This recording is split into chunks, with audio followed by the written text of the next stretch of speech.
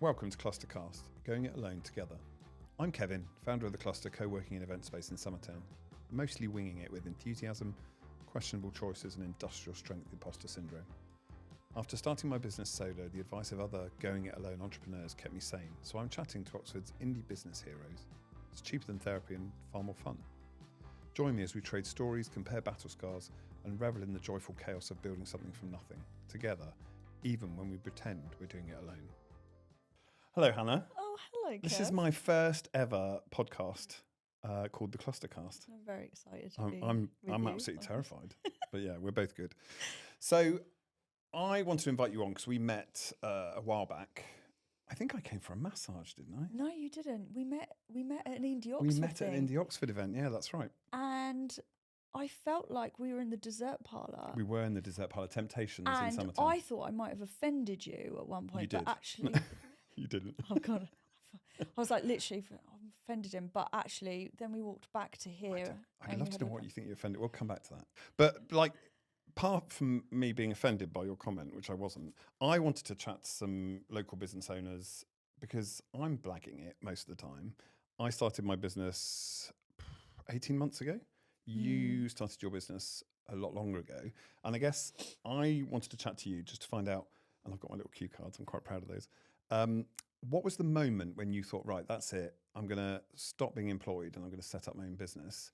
And yeah, I guess walk us through how Mederi Wellness happened. How did it come about? Ooh. So, when I was pregnant with my second child, after quite a horrific first pregnancy, me and my husband were sleeping on separate floors. Okay. So he was in the loft room, and we'd just recently converted the house. So that's what we'd been doing, flipping homes. Yeah. And I had the toddler, I had Leo still trying to sleep in the bed with me, and I was pregnant, had really bad swollen ankles, basically. And we got to the point where we were barely talking to each other. So he booked for my birthday a float session. Okay, somewhere else. Yes, over in Reading. Okay. And he didn't tell me. He was just like, we're going to go do something for your birthday. And we got there and we're like, oh, what are we doing? And then there was just this pod in the room. We both floated, bearing in mind we weren't really talking. Yeah. And we both sat in the relaxation room and looked at each other and were like, That was incredible. shall we build a float centre? Wow. And he had been looking, while he was waiting for me to come out with the float, he had been looking at the prices of the isopods. That's brilliant. So for the I can't even say that word. For the uninitiated, what is a float pod? So a float pod or a float session is you are lying in half a ton of Epsom salt Wow. water. It's about this deep, so you can't drown in it. Great. And That's a bonus. it is a bonus. And you just lay, and the weightlessness allows your body to completely relax. Your mind is able to switch off. It takes people on their first float session about 40 minutes to completely relax. But you've got such a heavy dose of Epsom salt, you just feel very, very cleansed, really. Yeah. And the night of the float, people typically sleep the best they've slept in Yeah. And so long. I'm only nodding because I came along for one, a couple of months ago? A little while ago. And I was a little bit nervous, but it was absolutely amazing. Weird initially. It is weird. Yeah, 100%. But then because you're completely, you can't hear really, 'cause often your head's sort of, it can be just above the water or it can be below the, the your water ears can be sits- slightly just below the water, yeah. Yeah, water sits above. But you're completely isolated. The lights were quite nice, but yeah, no, Yeah. I absolutely loved it. Yeah. So it all started based on the fact that you needed something and you saw the value of something and you thought, right, well, I can do this. Yeah. Or we can do this. We can do this. So we'd set up a business before that we were sort of running alongside our normal jobs, which was the construction side, because we couldn't find anyone to do end of tenancy cleans and build cleans, that sort of thing. So we set that up. That was Ireson Bailey. And then when it came to the float session, we were like, we'll just go and find a premises, go and get a loan.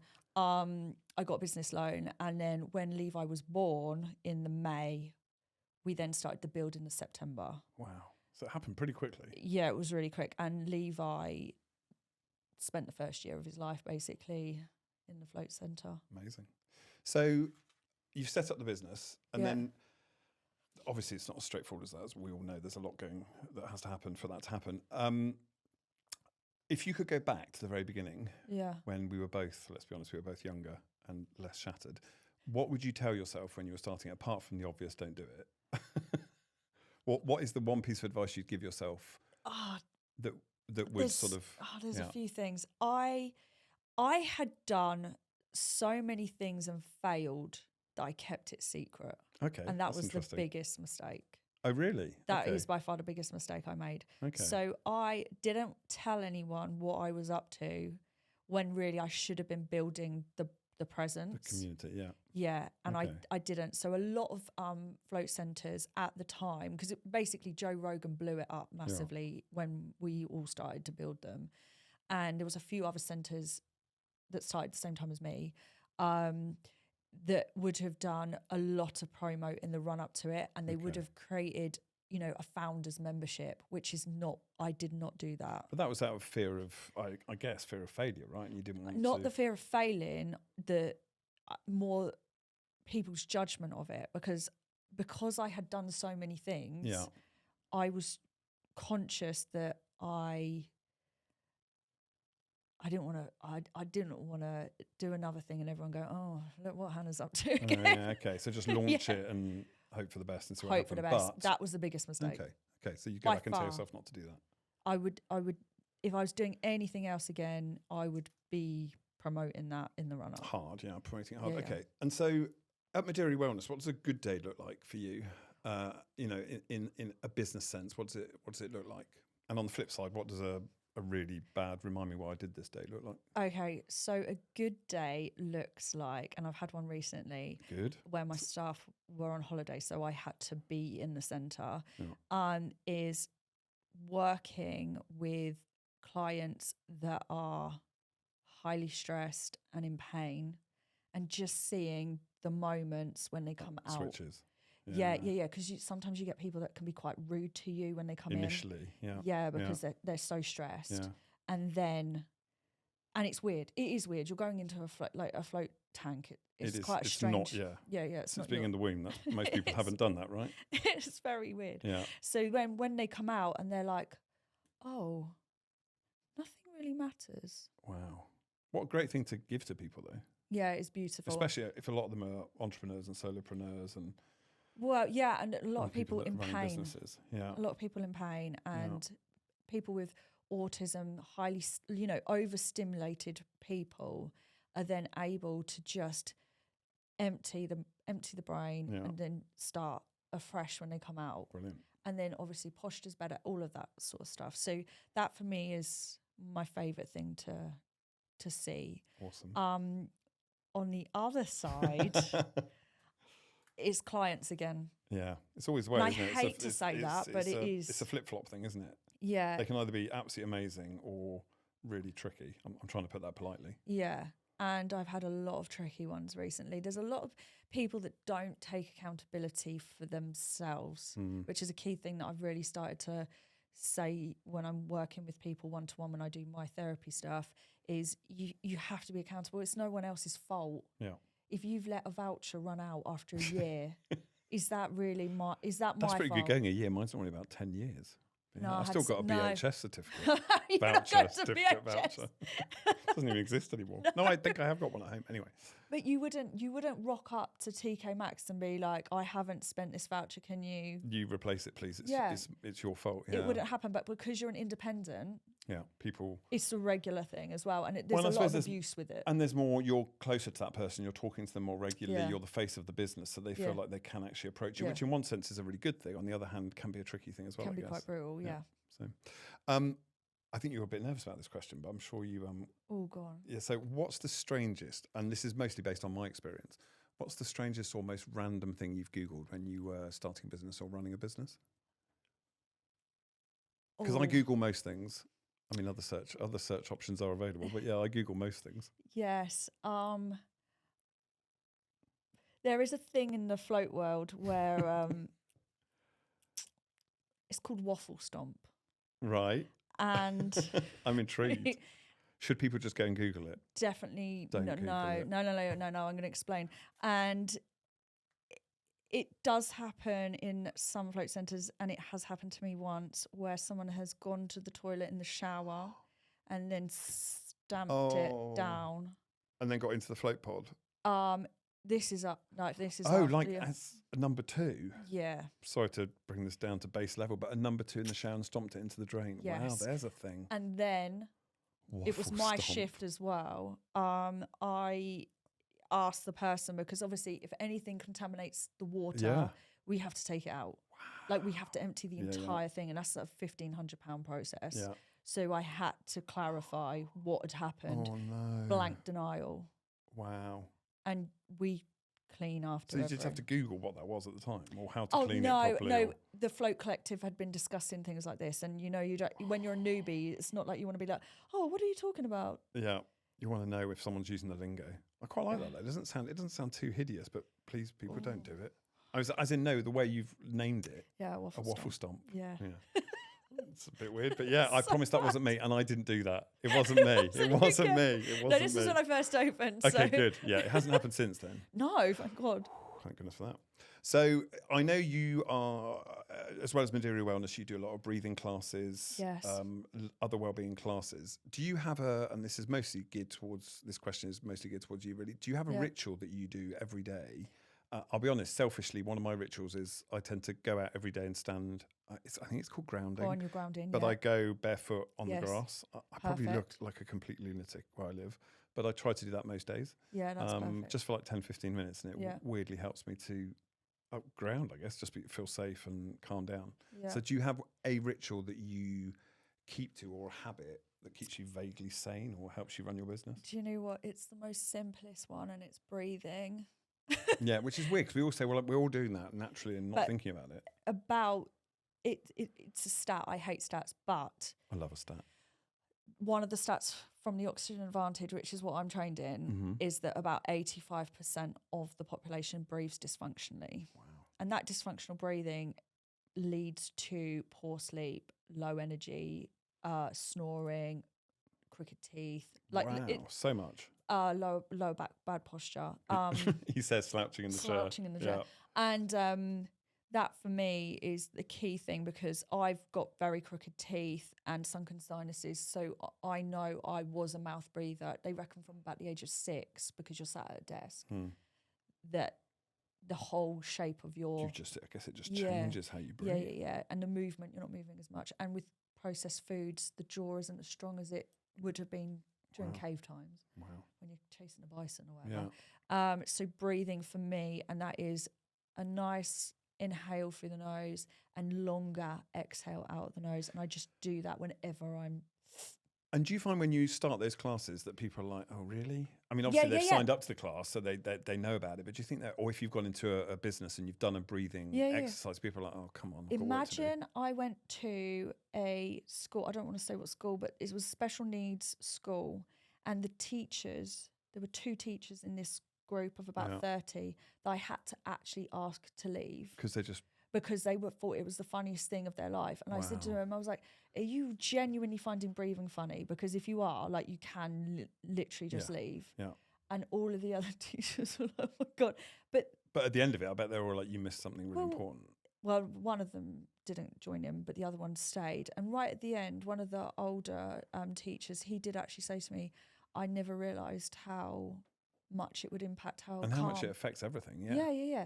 And if you're dealing with quite a high impact environment where you have to remain calm, if you're not regulated yourself, you can't deal with that. So we were talking about potentially doing one at the cluster, because as well as co-working, we do events. So I think come the summer, you might come along and do a breathing class. Yeah, and just bring the cold plunge in our yard, and bring the cold plunge as well. Yeah, you don't have to do the cold plunge to do the breathing. No. I just did one last week with one of my longest members. She's got high functioning anxiety and depression. And during COVID, she actually wrote to our MP to get floating because she needed it. She needs it so much. She's done 90 floats with me. Wow. She's been wanting to do the breath work for ages, but she felt nervous about it. So I invited her along. She came. And then last week, she finally did it. Brilliant. She got in the water. and it Great. was a big thing for her, and Yeah. that was just through controlling the breathing. Amazing. So it's a massive. Well, it's a I massive haven't done thing it to yet, do. so I think I'll definitely join the class when you start one Yeah, in you the have to. cluster for sure. Yeah, Yeah. please do. Make sure that happens. We've been trying to make it happen for months, haven't No. we? So Yeah, I know. Neither of us have got any time, have we? That's the problem. So, for anyone that is, hopefully anyone that's listening, who's thinking about taking a leap into owning their own business, oh yeah. what's a genuinely useful piece of advice that you would give them that they can take away and sort of, just to give you an example, having just asked the question, I'm now going to answer it. Yeah. My favourite piece of advice was ask for forgiveness, not for permission. That was for my Yes. brother, which Yeah, I think yeah. that's not a coverall for everything, just to be clear. But I think in business, you No, often have that's to make those important. decisions, Yeah. do it, and then Yeah. deal with the consequences afterwards, Yeah. as long as you're safe and sensible and fair. Yeah. But I think if you spend your whole life waiting for permission, you'll never do it. I'd also say as well, if you don't do something, you're always going to regret regret not not doing it, having. yeah. Yeah, and I like to fail quick. Yeah. So Oh, I like that. I do Yeah. something, and then if it completely is terrible, Complete disaster. then I just switch again. Yeah. Or I might come back to it with a different viewpoint of it. But I have tried a lot of different things in Mederi. And I think it's really important to just keep moving because the trends change so much. Yeah. Also, this would be, if I was going to go back to myself when I first started it, I would have made sure I had financial advice. Okay. Because I didn't, my profit and loss, when I look at it now on the Yeah. projections, I'm like, what the hell was I But when you thinking? start a business, you're sort of running, aren't you, quite fast? So unless you've Yeah. gone through a business class with somebody or with like Yeah. one of the startup generators or anything like that, Yeah. you don't necessarily do all that. I mean, I'm quite reactive, so I just threw myself into it. Yes. And then I've sort of learned as I've gone along, which Yeah. is great. I need the Yeah. breathing for that because it kind of panics me a lot. But I think that having that initial financial advice, and it doesn't necessarily have to be from a financial advisor, it should be from someone you trust who's not a complete idiot. Or just go and But- ask some other businesses. Yeah, and chat to the other businesses. Yeah, for sure. Yeah, I had no shame in ringing up other float centres in the UK. I Yeah. did. I'm still friends with them now. And I didn't feel any embarrassment to just being like, can I ask you a quick question? Yeah. And not taking loads of their time, though. I No. mean, some people want to have a coffee and spend an hour Yeah. racking your brains. Find out your whole family history. Yeah. Yeah, no, don't do that. But I would never have looked at the figures and not included myself as a salary. That was the most insane thing. Yeah. And that's That's a really useful piece of advice. So always Ooh, put yourself in that always put yourself bracket in of there. Yeah, actually having a salary, even if it's tiny. And yeah, it just gradually gets bigger. yeah. Note to self. I need to make notes of myself. So, and then a random question. Thank you very much, by the way. And we'll find out more about Mederi Wellness on my socials, on your socials. Yes. People can go and check you out. You're in Garsington. Yes. So we'll definitely do some posts about that and find out a bit more about it. Because it's not Yeah. just flotation. You do massages, flotation, Reiki, infrared sauna, reflexology. Yeah, tons of stuff. Loads of stuff up there, and we're doing more of the community stuff because that's a really important part. I think people want to feel like other people with them on their wellness Yeah. journey rather feel than being that you- singular. I mean, I did the flotation with somebody. Obviously, we weren't in the flotation pod together. Yeah. We were in two separate flotation pods. But actually doing it with somebody else, suddenly you feel less. I felt less nervous. I felt less Yeah. concerned. So yeah, no, we'll definitely find out more about those things. But I had to ask you a random question, Go on. only because I'm really intrigued. Oh no. But it wouldn't be my podcast if it didn't have something weird in it. So my random question is: chips, cheese, beans. Because I'm Right. really intrigued by this. Or chips, beans, cheese. You're So, gonna hate me. Chips, cheese, beans, or chips, beans, cheese. Don't know how long it took me to write that. Get it right, get it right, get it right, get it right. I'm gonna ruin your Oh, question. please don't tell me. No. I hate cheese. Oh, okay. Oh, are you vegan? No. Oh, no, you just hate cheese. I Okay, just well, so hate chips, beans, cheese. or. Why did you think I was vegan? I don't know. Who knew? Chips, beans, or beans, chips. This is really important. As in when you go to, a night out and go to the kebab van. Yeah. Which one goes on top? Oh my god, why is I this know. even a question? It's really important to me. I'm If going you'd to asked ask me everybody, get a straw On a poll. potato theme and said jacket potato, I'd be able to answer No, it. But chips and beans or beans and chips. oh my god. I love it. This is how the whole podcast It's will end. got It'll to just be us be discussing this.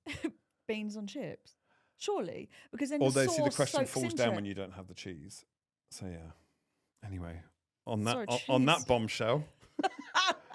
Thank you very much, Hannah, for being my first ever guest That's on all right. ClusterCast. And yeah, that's it. Thank very you much. for having me.